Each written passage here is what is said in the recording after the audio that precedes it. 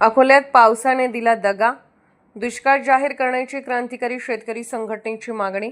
अकोला जिल्ह्यात गेल्या 3 आठवड्यांपासून पावसाने दडी मारल्याने शेतकरी संकटात सापडले आहेत। सोयाबीन, मूग आणि उडदाची पिके फुलोरा व शेंगा भरण्याच्या अवस्थेत असताना पावसाअभावी उत्पादनावर मोठा परिणाम होण्याची शक्यता आहे। तर या पार्श्वभूमीवर क्रांतिकारी शेतकरी संघटनेने अकोला जिल्ह्यात तात्काळ कोरडा दुष्काळ जाहीर करून शेतकऱ्यांना मदत द्यावी अशी मागणी मुख्यमंत्री देवेंद्र फडणवीस यांच्याकडे जिल्हाधिकारी यांना दिलेल्या निवेदनातून केली आहे। तर नुकसानग्रस्त शेतकऱ्यांना प्रति हेक्टर 1 लाख रुपयांची मदत आणि पिकांची तातडीने पाहणी आणि जनावरांसाठी चारा पाण्याची व्यवस्था करण्याची ही मागणी करण्यात आली आहे। हर्षदास सोनोने, अकोला।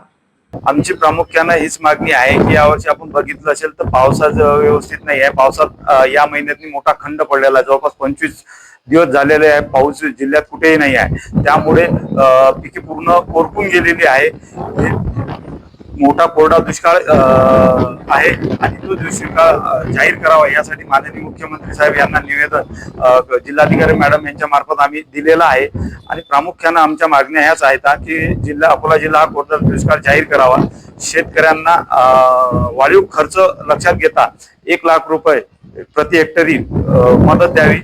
त्याचनंतर गुरांसाठी छावण्या तयार कराव्या, चारा व पाण्याची सोय उपलब्ध साठी।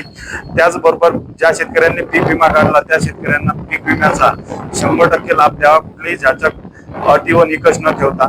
त्याचबरोबर चालू शेतकऱ्यांनाही 2 लाख रुपये कर्जमाफीचा लाभ द्यावा।